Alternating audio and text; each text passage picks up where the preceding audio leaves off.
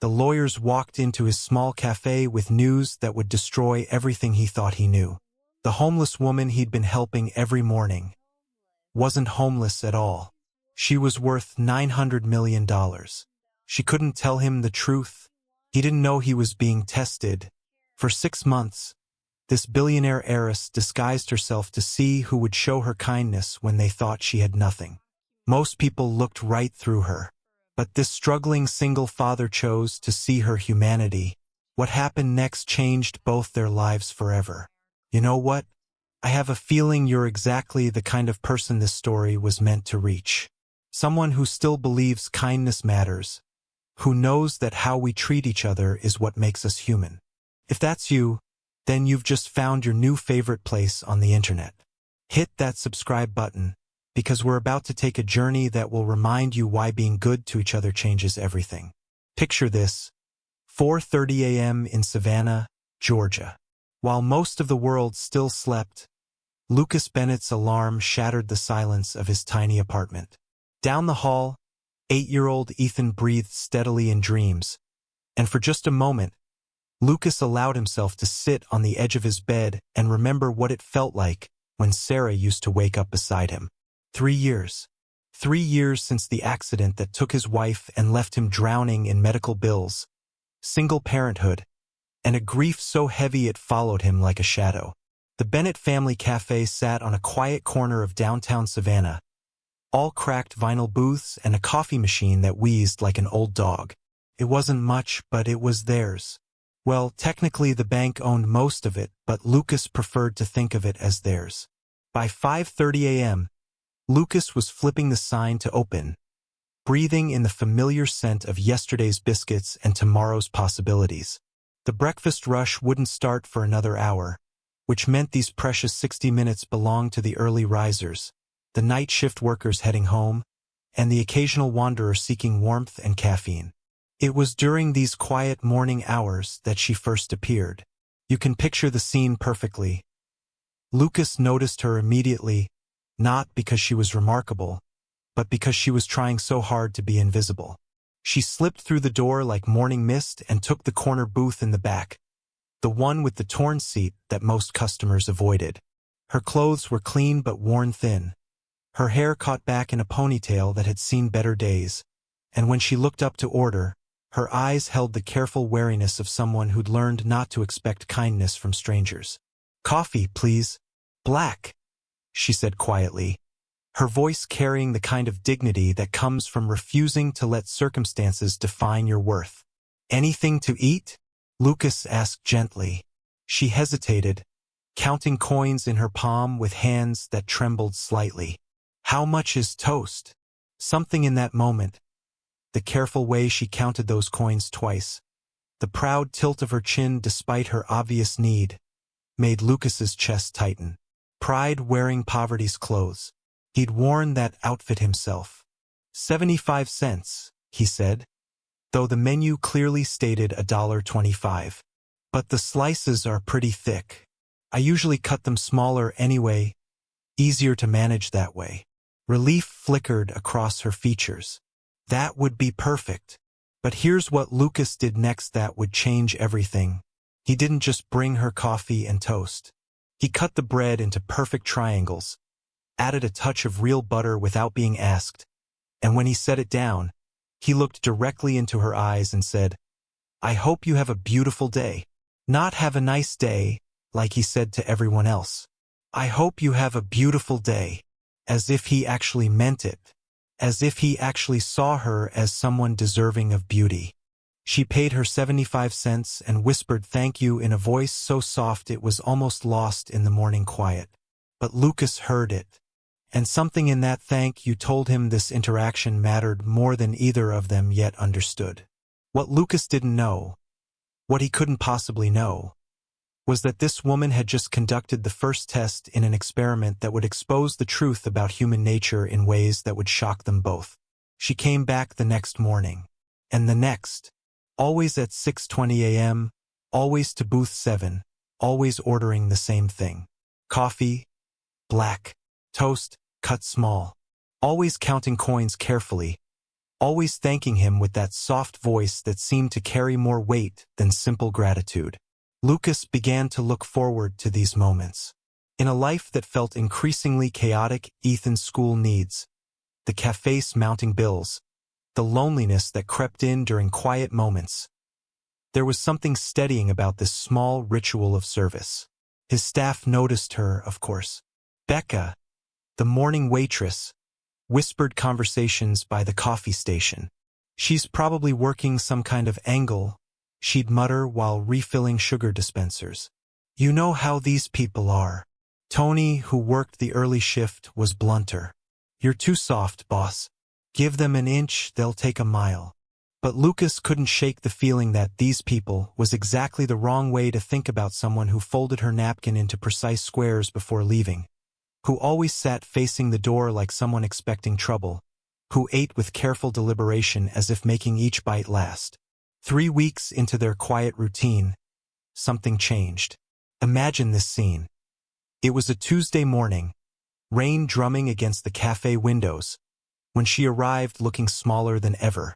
Her jacket was soaked through, her shoes squeaked with each step, and when she tried to count her coins, her hands shook so violently the change scattered across the table. Lucas watched for exactly 10 seconds before his heart overruled his business sense. He brought coffee without being asked, and instead of toast, he carried over a full breakfast plate, scrambled eggs, crispy bacon, hash browns, and a buttery biscuit still warm from the oven. "I can't afford all this," she protested, staring at the abundance before her.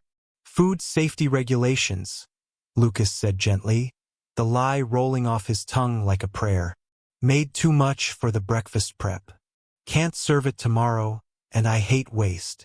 They both knew it was a beautiful lie. But sometimes the most important truths are the ones we agree not to examine too closely. As she ate, Lucas noticed things he'd missed before. The way she held her fork with practiced elegance. The careful precision of her movements. There was something refined about her mannerisms. Something that whispered of a different life, a different time. "What's your name?" Lucas asked, sitting across from her for the first time. She hesitated. "Amelia." "Amelia Hart." I'm Lucas Bennett. "This is my place." "Thank you, Lucas," she said. And this time her gratitude carried a weight that suggested she meant more than just the food. "You have kind eyes. They remind me of someone I used to know." Before he could ask what she meant, she was gathering her things, folding her napkin with that same careful precision, preparing to disappear back into the rain. But something had shifted. Some invisible line had been crossed. She was no longer just the woman in booth 7. She was Amelia Hart, and she had a story. Lucas found himself genuinely curious about this woman who ate with such careful grace, who spoke with quiet intelligence, who seemed to carry herself with a dignity that transcended her circumstances. There was a mystery here, layers beneath the surface that intrigued him in ways he hadn't expected.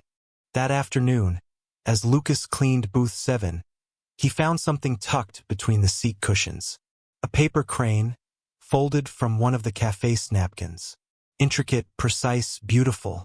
He held it in his palm and wondered what other hidden talents lived inside Amelia Hart. What other pieces of herself she kept folded away like origami secrets. The crane sat on Lucas's desk for days. A small mystery that reminded him daily that everyone carries hidden depths, hidden stories worth noticing. When Amelia returned the following morning, Lucas decided to take a risk. "I found this," he said, holding up the paper crane. Color flooded her cheeks. "I'm sorry. I didn't mean to leave trash." "It's not trash," Lucas interrupted gently. "It's art. It's beautiful." For the first time since he'd known her, Amelia smiled. Not the careful, measured expression she usually wore, but something genuine and unguarded that transformed her entire face.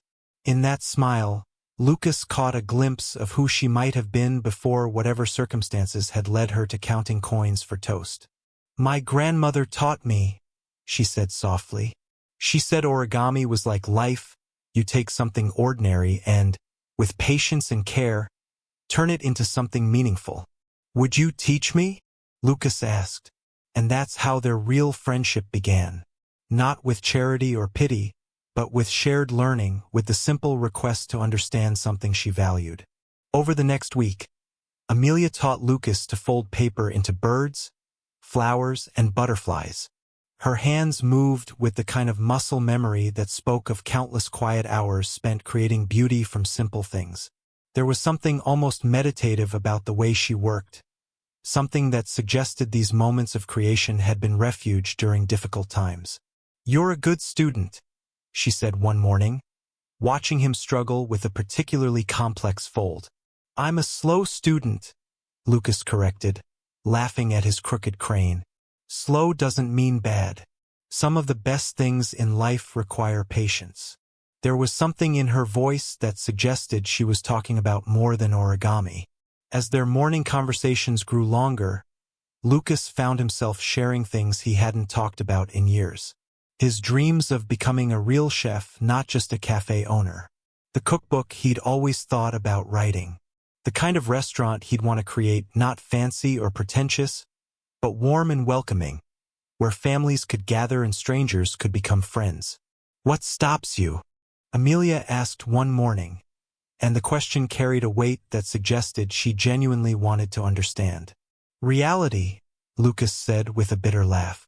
"Dreams are expensive. Reality is Ethan's school clothes and keeping the lights on and hoping the coffee machine doesn't die before I can afford to replace it. But if those obstacles disappeared, if circumstances changed, would you still want those dreams?" "Yes," he said without hesitation. "Yes, I would." Amelia nodded as if his answer had confirmed something important. "Dreams don't die, Lucas. They just wait. Sometimes they wait a very long time, but they don't disappear unless we let them." What she couldn't tell him, was that she was already making plans to ensure his dreams wouldn't have to wait much longer. Plans that would require lawyers and documents and careful arrangements that would honor both his character and his worthiness of a different kind of life. Everything changed the morning Lucas had to bring Ethan to the cafe. His babysitter had called in sick, and with no other options at 5:30 a.m., 8-year-old Ethan found himself sitting at table 3 with coloring books and juice boxes, humming the same lullaby his mother used to sing. When Amelia arrived at 6:20, she stopped dead in her tracks. Her eyes had found Ethan, and for the first time since Lucas had known her, she smiled with pure, unguarded joy. It was the kind of smile that suggested she understood children, that she had experience with their particular brand of innocent curiosity. "He's beautiful," she whispered to Lucas. "His name's Ethan. Ethan, come meet Miss Amelia." Picture what happened next. It was magic of the quiet, unexpected kind.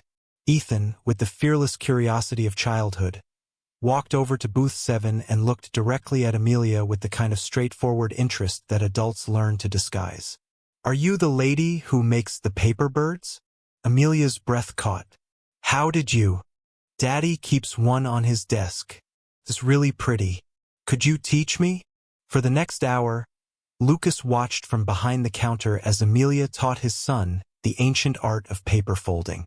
She was patient in a way that spoke of experience with children, gentle in a way that made Lucas's chest tighten with recognition. There was something maternal about her movements, something that suggested she understood the delicate balance of encouraging a child while protecting their confidence. "Like this?" Ethan asked, his small fingers struggling with a tricky fold. "Almost," Amelia said, her hands covering his to guide him with infinite gentleness. "Remember, we're not fighting with the paper. We're asking it to become something beautiful." When Ethan finally completed his first wobbly crane, his face lit up like Christmas morning. "I did it. Daddy, look, I made a bird." But Lucas wasn't just looking at his son's accomplishment. He was watching the expression on Amelia's face as she witnessed a child's joy. There was such tenderness there, such careful attention to preserving Ethan's excitement. And there was something else, something that looked like longing mixed with profound sadness. After Amelia left that morning, Ethan peppered Lucas with questions. Who was she? Where did she live? Could she teach him more origami? Lucas found himself struggling to answer, realizing how little he actually knew about the woman who'd become such an important part of their morning routine. That evening, as he tucked Ethan into bed, his son clutched his paper crane like treasure. "She's sad, Daddy," Ethan said suddenly. "What do you mean?" "Miss Amelia. She's sad behind her smile. Like you were when Mommy went to heaven. But different sad. Children see things adults learn to overlook, notice emotions adults learn to hide." In that moment, Lucas realized his 8-year-old son had recognized something in Amelia that Lucas was only beginning to understand. There was grief there, old and deep, carefully contained but never fully healed. The next morning brought a question that would haunt Lucas for weeks to come. "Do you have children?" he asked Amelia gently. Her smile faltered like a candle in wind. "I did. Once." Past tense. The words hung between them like a weight, heavy with loss and regret. But before Lucas could respond, before he could offer comfort or understanding, Amelia was gathering her things with sudden urgency. "I should go," she said, her voice tight with emotion she was fighting to control. And that's when Lucas made a decision that would prove more significant than he could imagine. Instead of letting her leave in pain, instead of respecting the walls she'd built around her grief, he reached across the table and gently touched her hand. "I lost my wife 3 years ago," he said quietly. "I know what it feels like to love someone who's not coming back."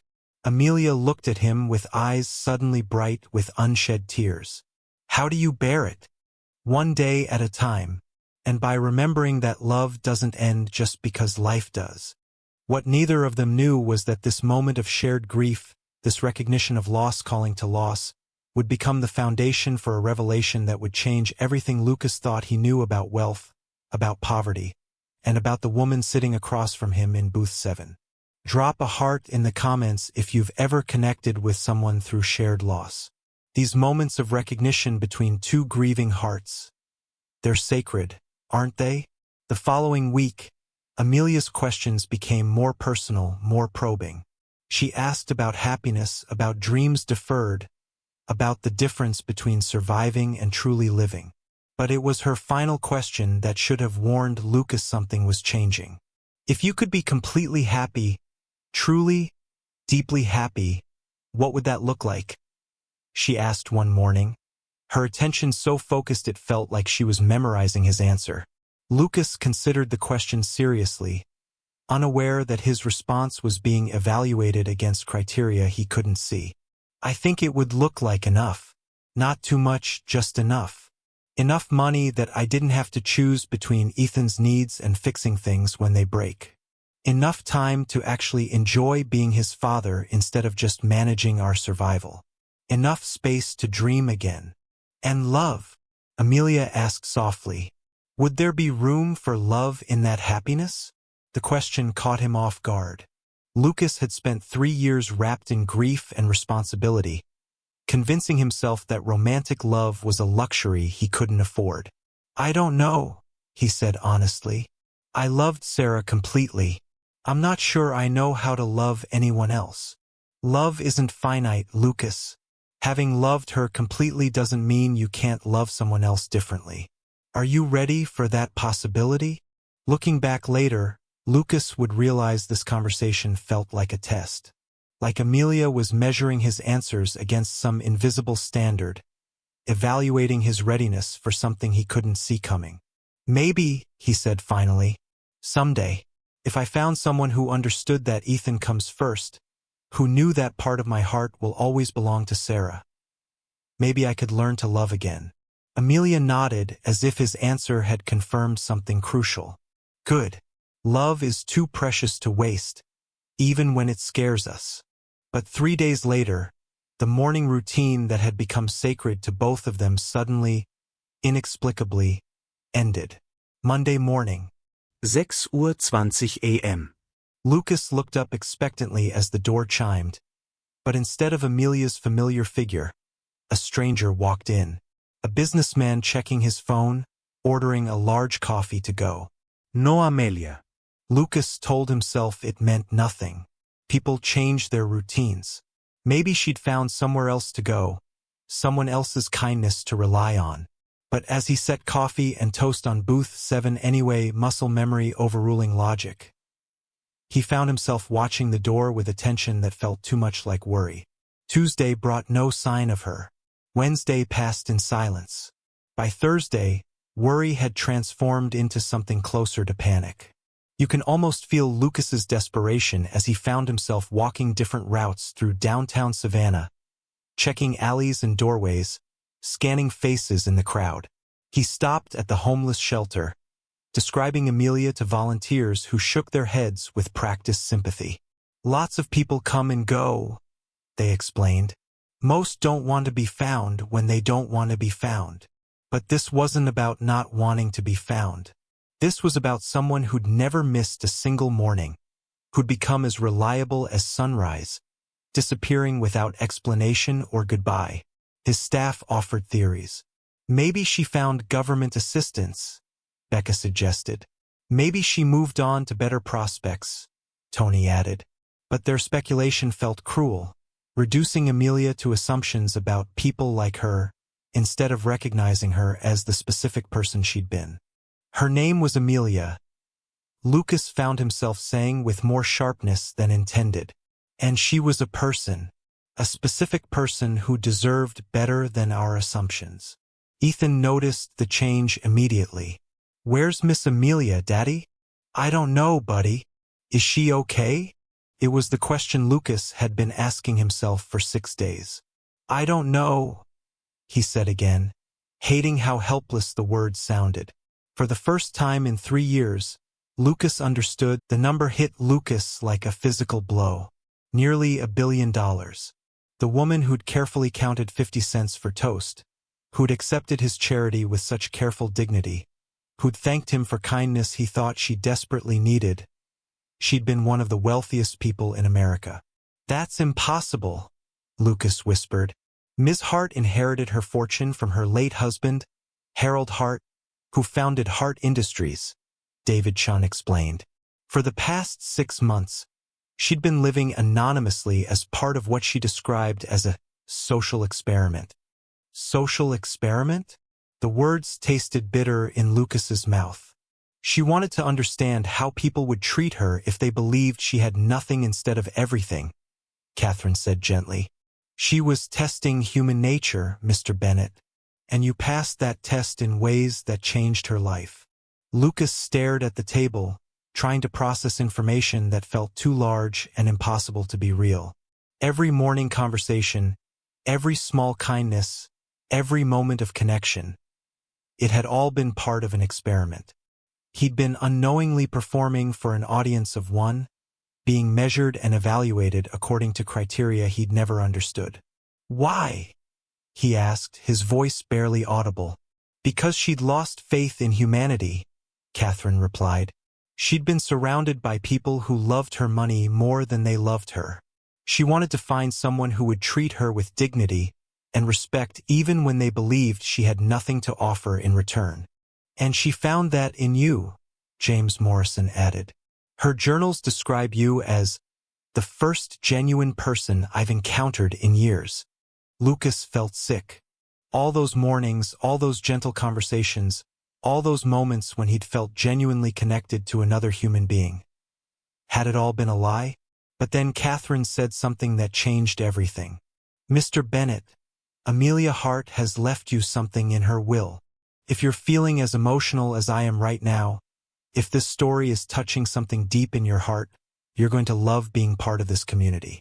Hit subscribe because we share stories that restore your faith in humanity. Stories that remind us love always finds a way to surprise us." "How much?" Lucas asked, though he wasn't sure he wanted to know the answer. Catherine opened her briefcase and withdrew a thick envelope sealed with wax.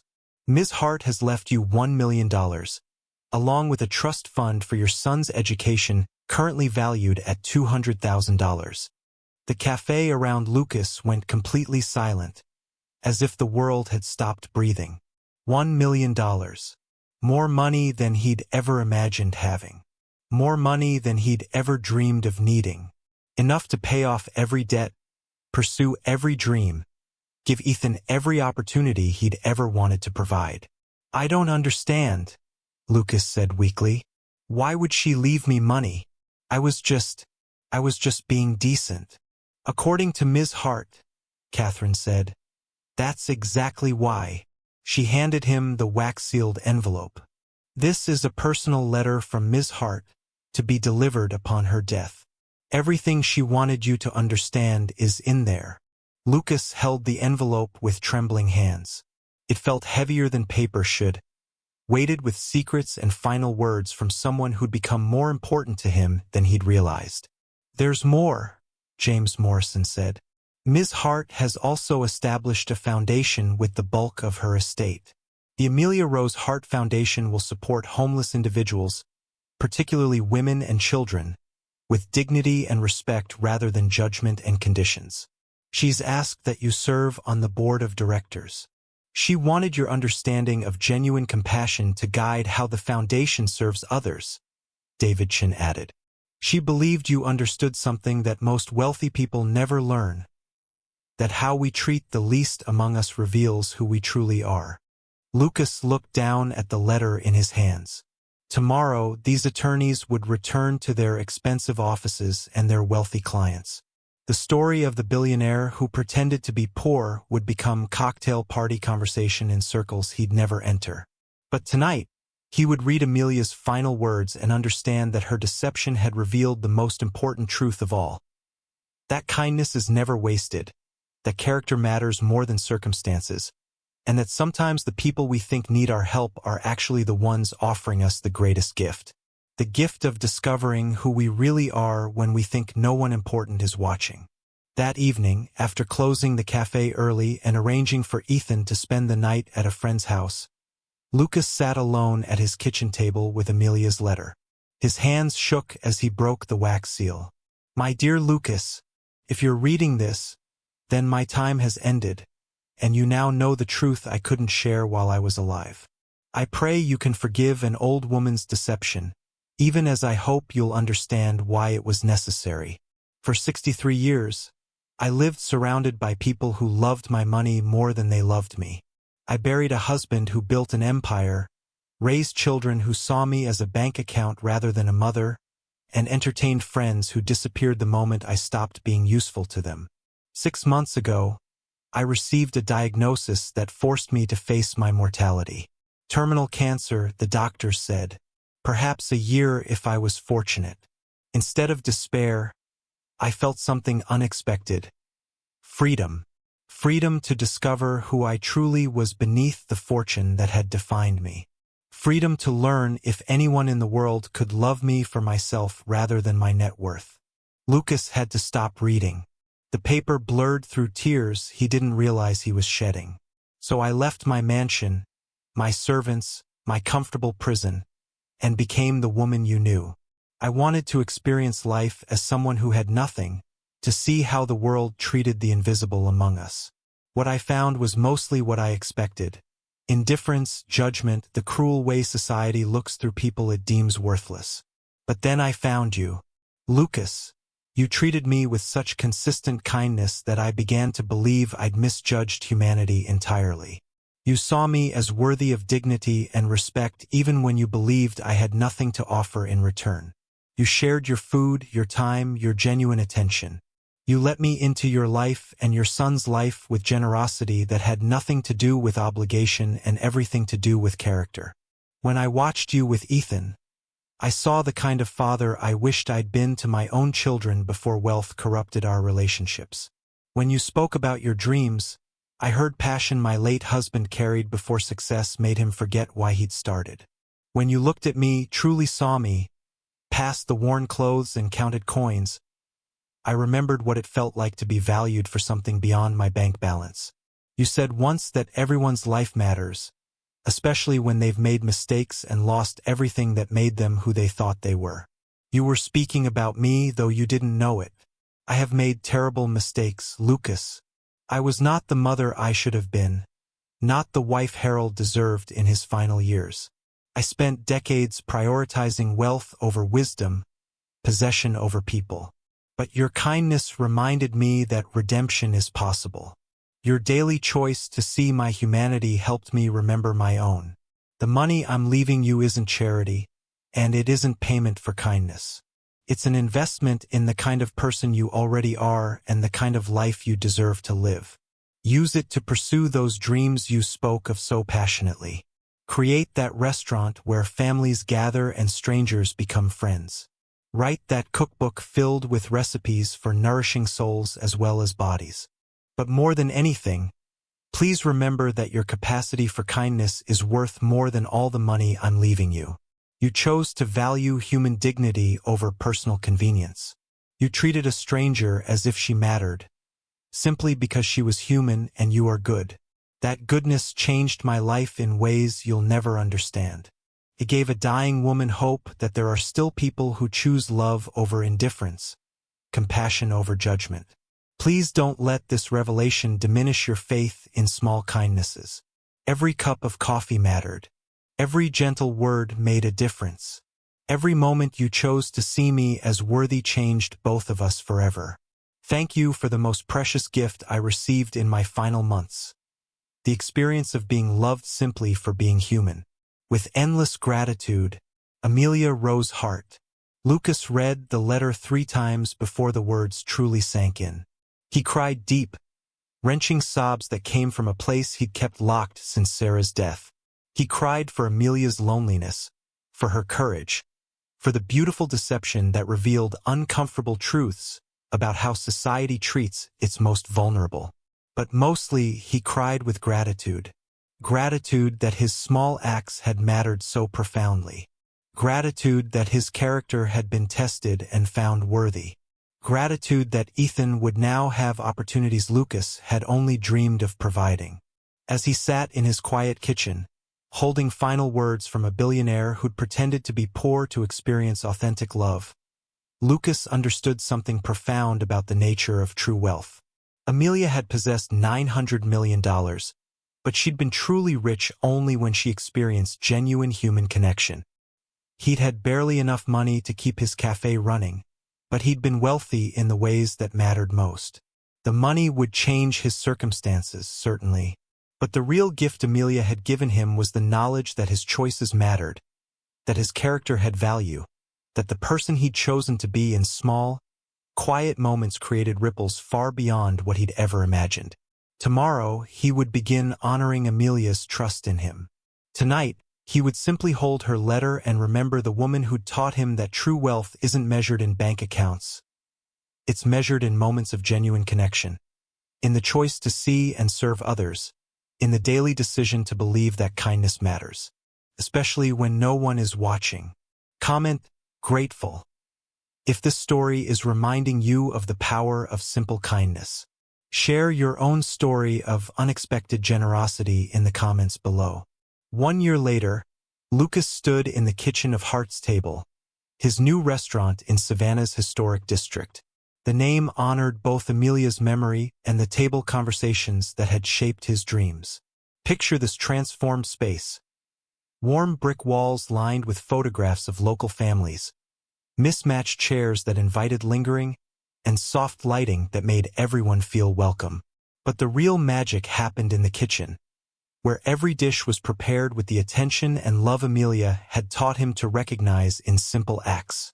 The morning menu included Amelia's toast, thick-cut bread with seasonal preserves, cut into perfect triangles. The description read simply, "In memory of a friend who taught us that how we treat each other matters more than what we possess." But Lucas hadn't abandoned the original cafe. 3 mornings a week, he still opened Bennett's family cafe before dawn, maintaining the ritual that had become sacred.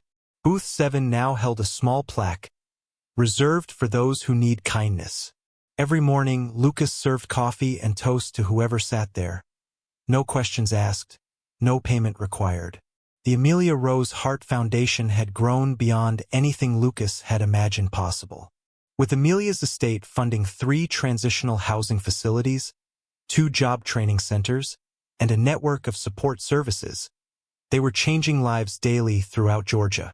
But the program Lucas treasured most was the Kindness Ambassador Initiative. Every month, the foundation identified ordinary people showing extraordinary compassion and gave them resources to expand their impact. The message was always the same. Your choices matter, your character has value, and small acts of love create changes far beyond what you can see. As Lucas watched his restaurant fill with families sharing meals and strangers becoming friends, he felt Amelia's presence like a gentle blessing. This was her true legacy, not the money, though that made everything possible, but the daily choice to see each other's humanity. Ethan, now 9, had become the unofficial ambassador of both establishments. He'd inherited his father's gift for seeing people, and customers often found him teaching origami to their children while they waited for meals. The paper cranes had become Hearts Table's unofficial symbol, with Ethan leaving folded cranes at every table alongside fresh flowers. "Why cranes, buddy?" Lucas asked one evening as they cleaned up together. "Miss Amelia said cranes were symbols of hope." Ethan replied matter-of-factly, wisdom beyond his years. "She said hope was what people needed most, especially when they felt invisible." After the last customer left one evening, Lucas sat at the counter with coffee and toast cut into perfect triangles. In the quiet restaurant, surrounded by evidence of dreams made real, he pulled out his phone and scrolled through pictures from the day. He paused at one photo, Ethan teaching origami to a group of children whose families were transitioning out of homelessness. The same patient hands, the same gentle guidance Amelia had shown. The legacy continuing in the next generation. A soft knock interrupted his thoughts. Through the window, he saw a young woman with tired eyes and a backpack containing what appeared to be all her possessions. "We're closed," Lucas said gently, opening the door. "But there's a café down the street that opens early tomorrow. Booth 7 is always available for people who need a warm place to sit." She nodded, hope flickering in her eyes. "What's your name?" Lucas asked. "Maria," she said quietly. I'm Lucas. "I'll see you tomorrow morning, Maria." As she walked away, Lucas felt the familiar warmth of promised kindness. Tomorrow, he would serve coffee and toast to someone who needed both nourishment and dignity. Tomorrow, he would choose to see someone society might overlook. Tomorrow, he would honor Amelia's memory by living the lesson she taught him. That kindness is never wasted. That love always matters. That how we treat each other is how we change the world. One cup of coffee at a time. As I finish Amelia and Lucas's story, I can't stop thinking about the Booth 7s in our own lives.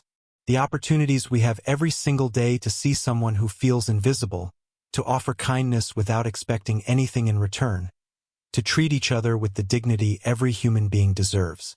Amelia Rose Hart spent her final months disguised as someone society had taught itself to overlook. What she discovered was mostly predictable: indifference, judgment, the cruel invisibility that comes with having nothing the world values. But she also found Lucas Bennett, a man who chose kindness simply because it was right. Their story proves something I believe we all know in our hearts. That wealth isn't measured in dollars, it's measured in moments of genuine human connection. That the small choices we make when no one is watching often matter more than the grand gestures we make when everyone is looking. Lucas never knew he was being tested. He was just choosing, day after day, to treat someone with respect and dignity. That's the beauty of authentic compassion. It doesn't perform for an audience. It simply acts from love. Right now, there's someone in your life sitting in their own version of Booth 7.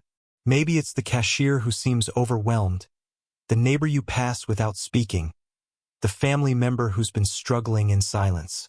Maybe it's someone closer than you think. Share your own story of unexpected kindness in the comments below. Tell us about someone who saw you when you felt invisible, or about someone you helped when they needed it most.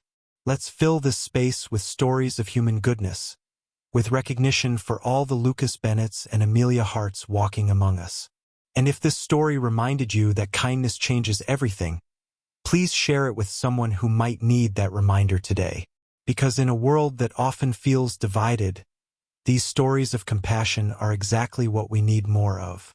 Thank you for taking this journey with me, for believing in the power of small kindnesses, for being part of a community that understands love changes everything. Until next time, remember, every cup of coffee matters, every gentle word makes a difference, and every choice to see someone's humanity changes both of you forever.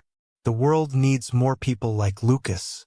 The world needs more of the love you have to offer.